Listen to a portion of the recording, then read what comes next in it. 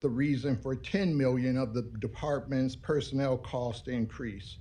Additionally, OPD will offer 3 recruit classes that will bring 113 new officers to the department, closing an ongoing staffing gap. These efforts aim to get OPD near its full personnel strength of 906 officers. It is important to recruit and retain police officers after years of diminished numbers among sworn personnel. This means that the police general fund budget will go up 6.6% because the police department is the city's largest general fund expense. This accounts for close to half of the city's overall general fund expenditure increase. A solid, functioning police department with stable leadership and a focus on strengthening police-community relations is a vital investment for the city. Omaha also will invest in tools law enforcement needs to keep residents safe. These include new body-worn cameras, cruiser cameras, tasers, and virtual reality for training. This comes at a cost of $2.9 million in 2026, part of a 10-year contract for $27.6 million that began in 2024.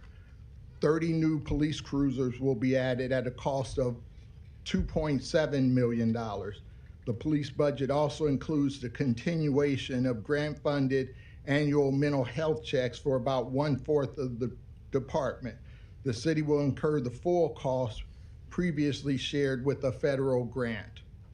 For an important youth prevention effort through the Boys and Girls Clubs of the Midlands, the city values law enforcement and recognizes that an investment in a strong, effective police department is a reflection of the commitment made to public safety in general, and that investment is paying off in a continued reduction in the overall crime rate.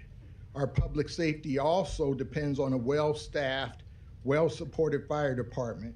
In 2026, the Omaha Fire Department's general fund budget will increase 3.1%. This increase is attributable to wage increases for the department's funded 695 positions. It is also due to inflationary costs for emergency medical service and paramedic training through Creighton University and the new Stryker Power Cot stretchers.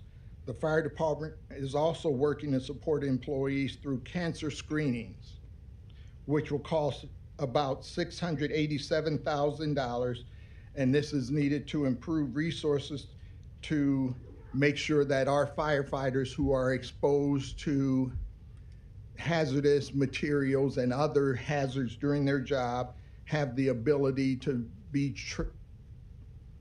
screened for cancer and given the opportunity to find out if in fact there is anything going on with their health in a timely manner. We also are looking to have a contract with a company that will provide medical care for our firefighters in terms of coordinating that care so that they will be able to get back to work sooner, reducing the cost for overtime, call-in pay, and also getting them back to work more quickly so that we can utilize their skills. Planning, the Omaha Planning Department is in the midst of a thoughtful project to create the city's 20-year comprehensive plan. This plan will replace the last city master plan adopted in 1997. It will be an integral part of decision-making on land use, zoning, and codes. I'm delighted that as this effort continues, I can promote planning department leaders to also lead an affordable housing creation plan as part of my vision for intentional economic development. I have also increased spending for the Greater Omaha Chamber of Commerce and their efforts at economic development, chiefly in business and industry growth, business attraction, marketing, and recruiting homegrown talent back to our city. Omaha is a unique and perhaps once-in-a-lifetime opportunity to transform not just an urban core changing before our very eyes with the 44-story Mutual of Omaha Tower and streetcar, but also with North and South Omaha. Efforts underway such as the Omaha Inland Port Authority can catalyze industrial, commercial, and residential development on a scale not seen in the past. I was also encouraged to learn how the streetcar project will fuel affordable housing development through TIF revenue generated by development that we anticipate to sprout along the streetcar route.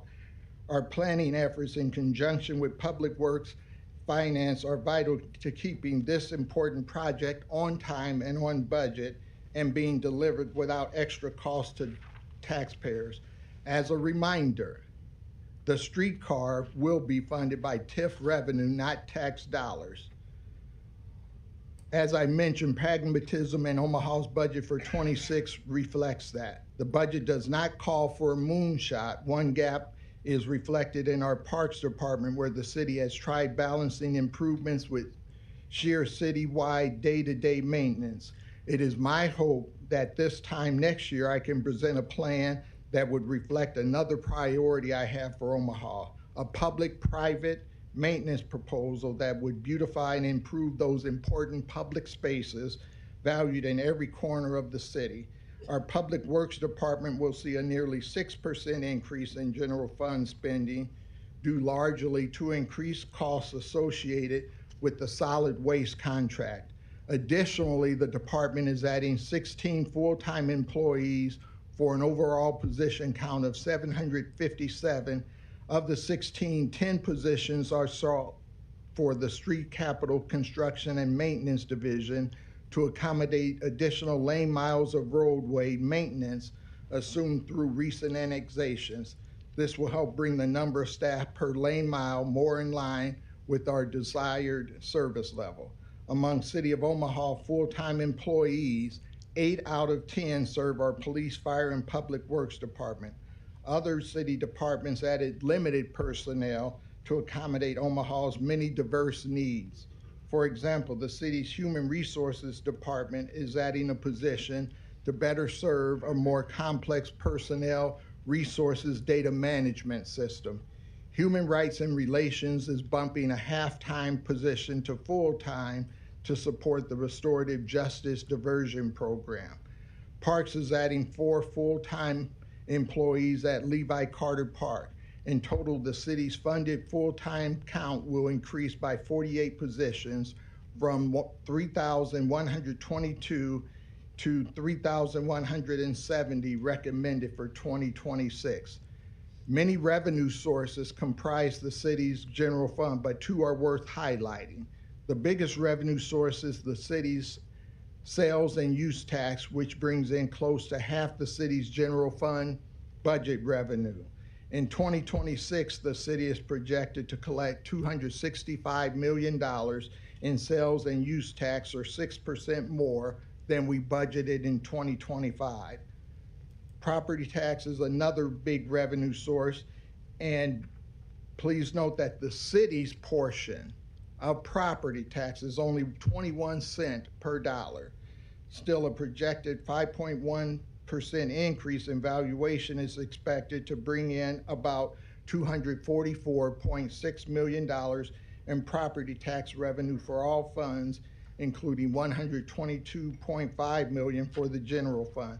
That helps keep its tax levy from rising. I have mostly discussed the general fund, but you should also be aware of some exciting projects outlined in our capital improvement program. This 6-year plan is responsible for coordinating major projects involving city infrastructure. This next 6-year period calls for $3.1 billion in capital projects, including a number of projects in 2026, totaling close to $860 million. Major capital projects include $242 million in parking structures for various major redevelopment projects in the city's urban core, $5 million for a new fire station in Northwest Omaha, $20 million for a new fire station downtown to be integrated with a downtown police precinct, and ongoing fire apparatus replacement for $2.3 million.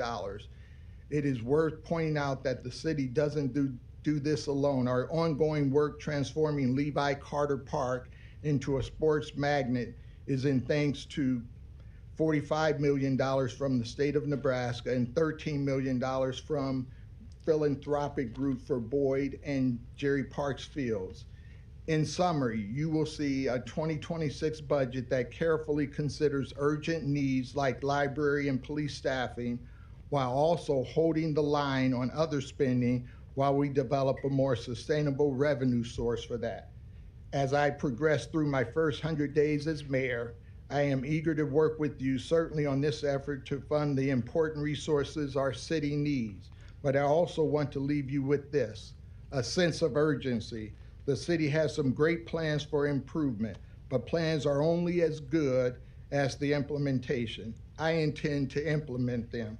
I will be forming implementation task forces for poverty elimination, economic development, climate action, homelessness, infrastructure and streets, and parks.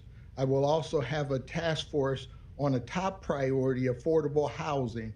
In the coming days, I will be sharing an exciting plan about how the city will create more safe, decent, and affordable places for Omahans to live.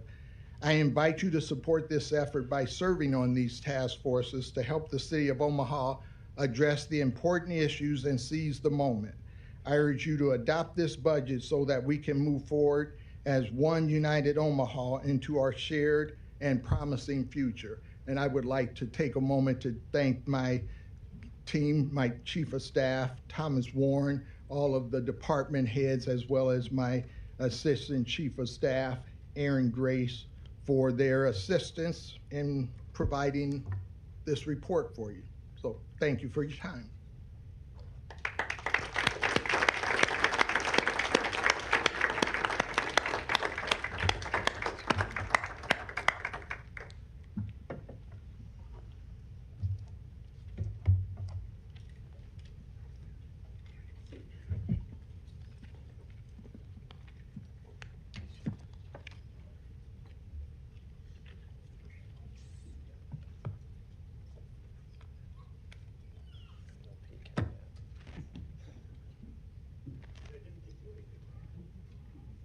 I just gave you some light reading.